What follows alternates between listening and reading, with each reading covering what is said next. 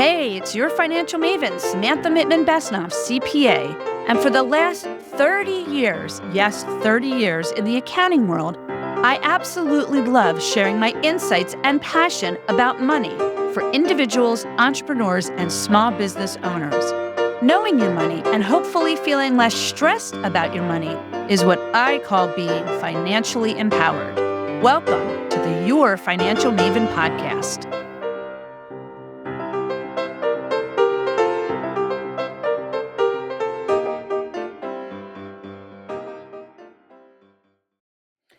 Welcome to the end of year podcast with Your Financial Maven. I hope everything is good. 2025 is almost over. We are now in the second week of December when I'm recording this, and just wanted to go over a few things with you guys from an end of year perspective, give you guys a little bit more of an update related to OB3, the new tax law that was passed in July. I'll have a lot of this stuff under resources on my website, and also I have it posted on all my social medias. Here and there I've been doing things. I know I did some information about it back July, August timeframe when it first came out, but a lot more things have been updated by the IRS. So I will go over that. But I first want to do kind of a year-end thing. There's still a few weeks left in 2025. There still could be a little bit of tax planning that can be done. So I just want to make sure that you guys have all of that. I'm excited you're here and gearing up, tax season. So I'm hoping that I'll have a few episodes coming out during January through the April timeframe. It might be more of just me talking with you as we go through tax season, things like that. So don't fret, don't worry. Your Financial Maven is still going to be here. I love doing podcasts. April will be coming up to 3 years that I've been doing this podcast. So I'm not going to stop it anytime soon, but I just wanted to let you know that it is the holiday season right now. Tax season's coming up. So the episodes may be a little bit few or far in between, but definitely continue to listen. And also, just so you know, I'm putting it out there. I'm doing a Women and Money Matters series. I'm actually going to be recording that. It'll just be a video series, but that will then lead itself to, if you want to consult with me one-on-one or in small groups about women and understanding money, certainly let me know about that. And then I'm also doing Money Matters for small businesses, doing some consulting on that, understanding your money as a business owner. So look for that stuff on my website. More of that information will be coming out soon as I'm frantically trying to work on that as well and trying to gear up for tax season too.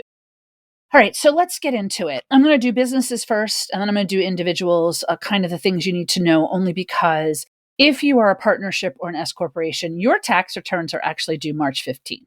Now, here's what I'm going to tell you before I start all this. Yes, we had the government shutdown. Yes, it's pushed some things from government perspectives back. Regarding the IRS, they typically will shut down their e-file end of October, beginning of November for a couple of months while they get things ready for the next tax season. They're not actually shutting down their e-file until December 26th timeframe. So it's a little bit late. So I don't know what that means for actually when tax season will start. I've heard it'll kick off at the end of January. I've heard it'll kick off middle of February, but something to pay attention to. Only because if you are a small business owner, what I don't know is, are they going to extend for partnerships and S corporations the March 15th tax deadline? We don't know. I think right now, businesses that have to pay or do their taxes by March 15th is definitely going to be the deadline. And for individuals, April 15th is typically the deadline. Now, if that date falls on a weekend or a holiday, it gets pushed to the next business day. Keep that in mind as well. The other thing to note too is if you are a small business owner and you are a partnership or an S corporation, or you are a shareholder or partner in a business, you don't necessarily do all the day-to-day or interactive. You have somebody else doing that, and then you're waiting on the accountant to do the work. You can't file your personal return until you get that information. So keep that in mind, keep being aware for that. So that's the first thing to pay attention is March 15th is typically the deadline for those businesses. If you are a sole proprietor LLC, single member, that goes on your Schedule C, which is part of your personal return. That doesn't get filed until April. So that's something to be aware of as well. So a couple things that whether you are sole proprietor, LLC single member, sole proprietor, partnership, S corporation, several things have to happen before year end and after year end. So before year end, you really want to make sure your books are cleaned up. You want to make sure all your transactions, all the activity that you've been doing throughout the year are cleaned up, especially if you are going to do your taxes, okay, or you hire somebody to do your taxes. Having your data cleaned up as much as possible. We're in December. December stuff isn't going to get done until January. But if you haven't done January 25 to November of 25 and you're adding December 25, it's going to take time to get that stuff cleaned up. I know myself as a CPA, I really appreciate the small businesses that I do work with and the ones I don't work with, but I do the tax work for, that their stuff is all cleaned up and organized. So that's important for several reasons. One of the things you have to make sure is cleaned up is because of payroll, right? Year end, you have year end payroll obligations. If you have payroll, you have to get information, if you're using a payroll service, to them as soon as possible, as close to year end as possible within the first week of January, because they have to start processing and work on W-2s that have to go to your employees, because most forms are all due by January 31st right now. Again, I don't know if there's going to be any extensions, but for right now, those things are due January 31st, 2026. I should put that in, I'm talking January 31st, 2026. So you have to have all your data done so you can properly get your payroll done. And it's not just the W-2s. You're going to have to do fourth quarter payroll tax reports and annual tax reports. If you're using a payroll service, they'll be able to help you with all that. But your data has to be clean in order to do that. The other thing you may have to do is any sales tax, right? Year-end sales tax, month-end sales tax, quarterly sales tax, however your sales tax works in the state that you're in. You have to make sure you have that all done for 2025 as well. Make sure that that is properly being recorded. And also, if you are a sole proprietor or in a partnership and you're potentially going to be doing some estimated taxes for earned income, you got to have your data in for fourth quarter so that you can pay your fourth quarter estimate. Fourth quarter estimates are due January 15th, 2026. So they give you a little bit of time because it's year end and you're not going to necessarily have everything done by December 31st. So it's just really important. That is the biggest thing that you have to make sure that you have done, getting that all organized. If you're freaking out, if you're not sure what to do, you should not wait to contact someone like me as a CPA or a bookkeeper or an accountant, a tax preparer, someone that can help you. Do it now. Now, with regards to 1099 tax compliance, so that's something else that you have to be aware of. So that is in relation to 1099 miscellaneous or non-employee compensation form. I say this to my clients all of the time. They don't always listen. I understand you get busy. It's hard. Whenever you hire somebody to do work for you, whether it's an independent contractor or you're hiring a vendor for some service or something, you should be obtaining a W-9 form. That form is similar to the W-4 form that your employees, if you have employees, would fill out. That helps you indicate if you potentially need to send them a 1099 miscellaneous or non-employee compensation form.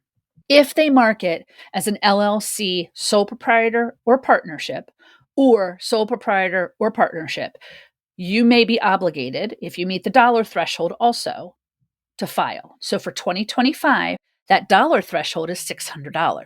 Very important to know that. If you pay your vendors or independent contractors by credit card only, you most likely won't have to issue those forms. Those should be issued by the third-party processors. There's some limits and thresholds there too. They may or may not get the form that they would send them would be a 1099K. But if you are paying cash or check, and I think through third party, the third party might handle it, but it's cash or check, you are most likely obligated if you meet the dollar threshold of 600 or more to have to send these forms. Well, they're due January 31st.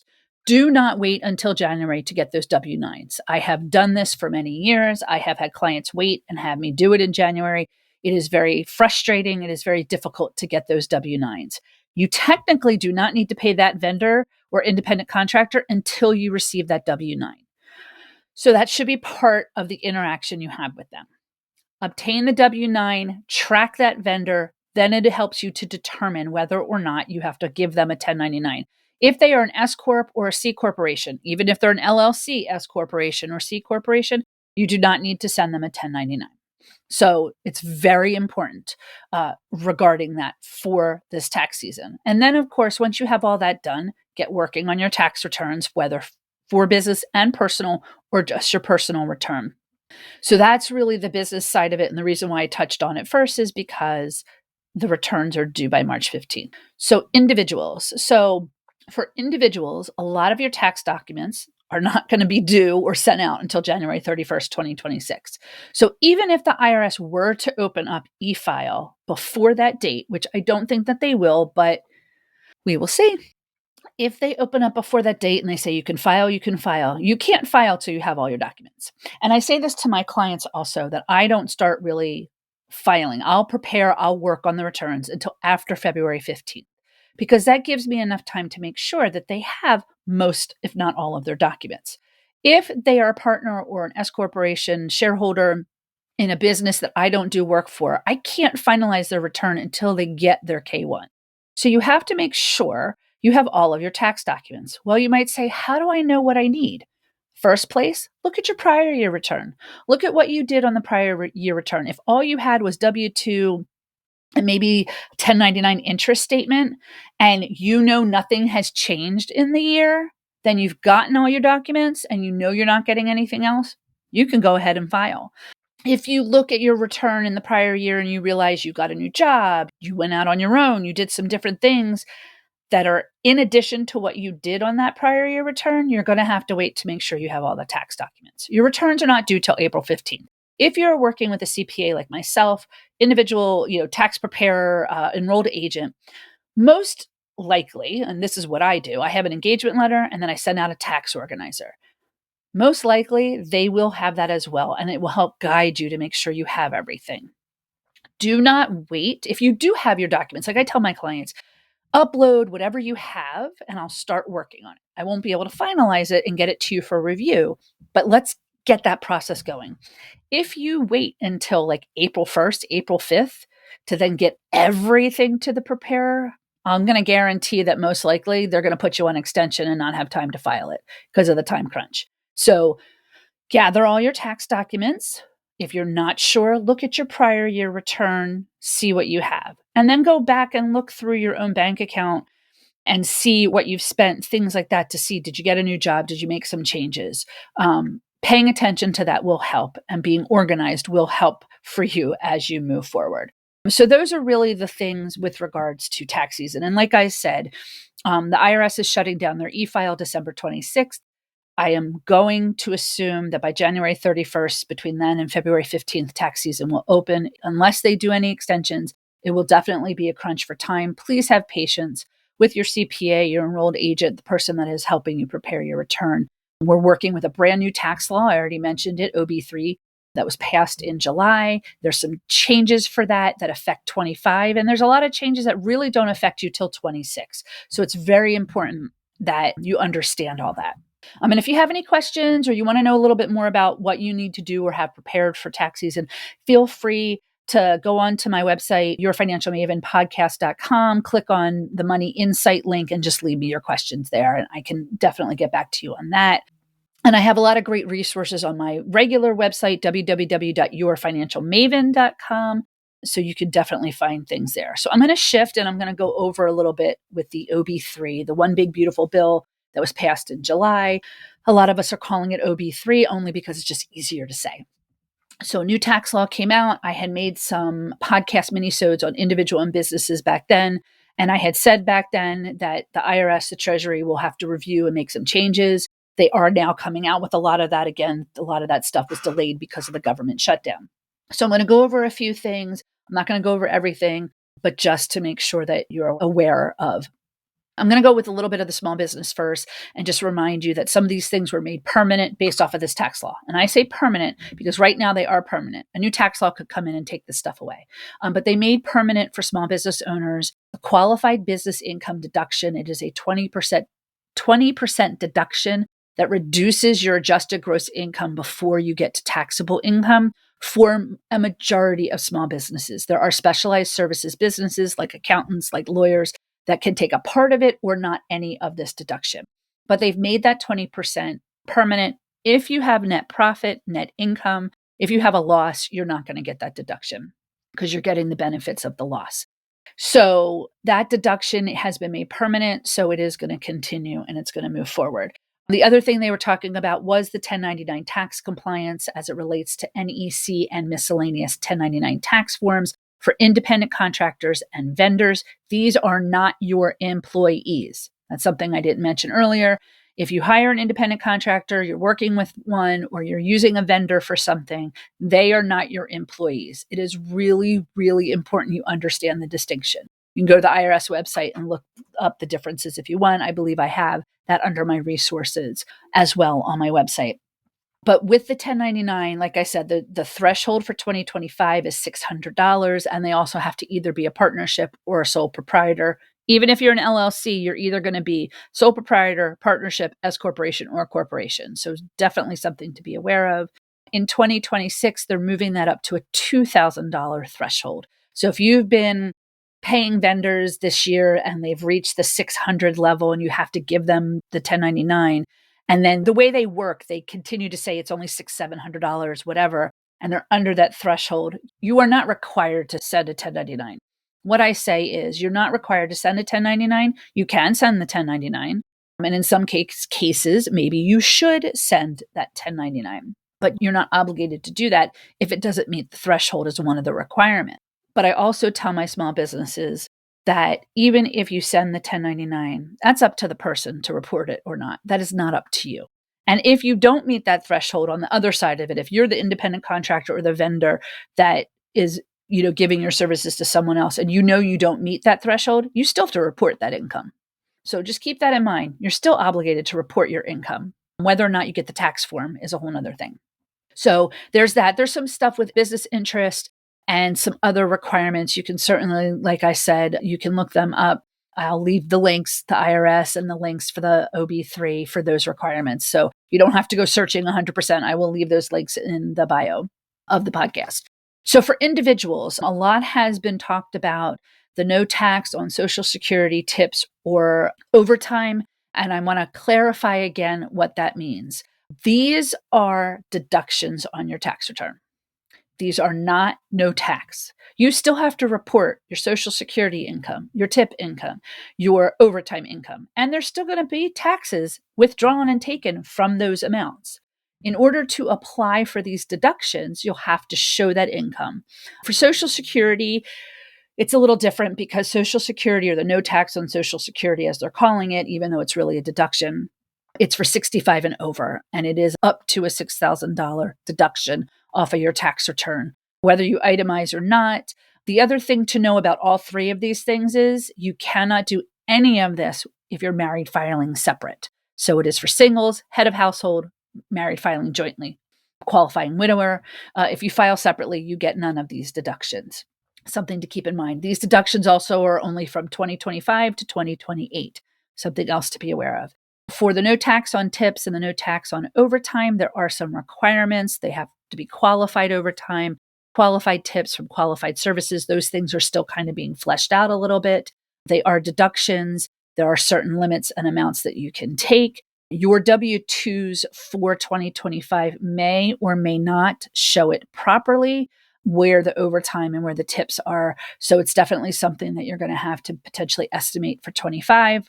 Going forward, the IRS is working on new W-2s and data entry. Payroll companies should already be working on this. So hopefully everything will have been resolved for 2026. So just very important to keep that in mind with regards to those three areas.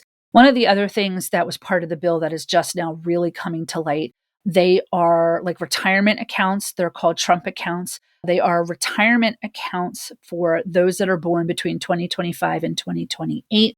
It is an election that the parent will need to make with the IRS if they want to set up these IRAs or these retirement accounts. Basically, somewhere in the mid of 2026, they'll be getting started. And I believe contributions will start in July of 2026. It is for any child that's born between 2025 and 2028, $1,000 will be contributed as a starter from the government to get you started for this retirement account. And then you'll be able to make contributions up until the child, I believe, is 18. That's how the law stands right now. You can make the contributions. I think there can be employer contributions, everything like that. And it works similar to a Roth IRA. There will be requirements. There will be things that if you decide to roll it over, it has to be applicable rollovers to avoid any penalties or tax on that. If the money is withdrawn before age 59 and a half, there could be potential penalties. There are a few exceptions. It's really a way to get parents started with helping to save for their kids and then giving that idea to the kids also to help them save and contribute. That's how it stands right now in the tax law. I don't know where things will be once it gets opened, except for they are working on the form. The IRS is working on a form. I think it's 4575. I don't know if that number will hold, that you have to make that election. And you'll have to show that the child was born between the 2025 and 2028. The other thing that I didn't mention that needs to be for all of these changes or all of these deductions, you have to have a social security number. They're being very strict that you have to have a social security number in order to be able to get these deductions and also to potentially get this retirement account that the government is setting up for you. So those were the areas that I really, really wanted to touch on. Again, I'll leave links on the new law. There's so much that are involved in that. But I just wanted to wish everybody a happy and joyous holiday season, whatever you celebrate, and a happy and healthy new year. I will be back probably sometime in January, February when tax season kicks off, and hopefully to get some more interviews. And I'll be probably celebrating 3 years in the podcasting business in April. April is Financial Literacy Month, so please make sure you check out my financial education empowerment for small businesses and for women. And for now, I'm your financial maven.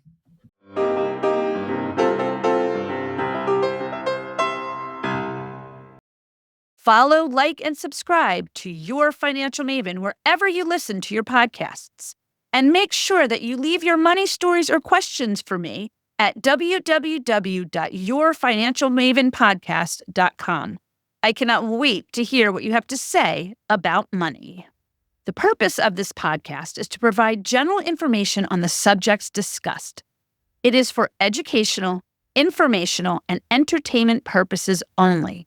It is not meant to resolve your specific financial needs or situations.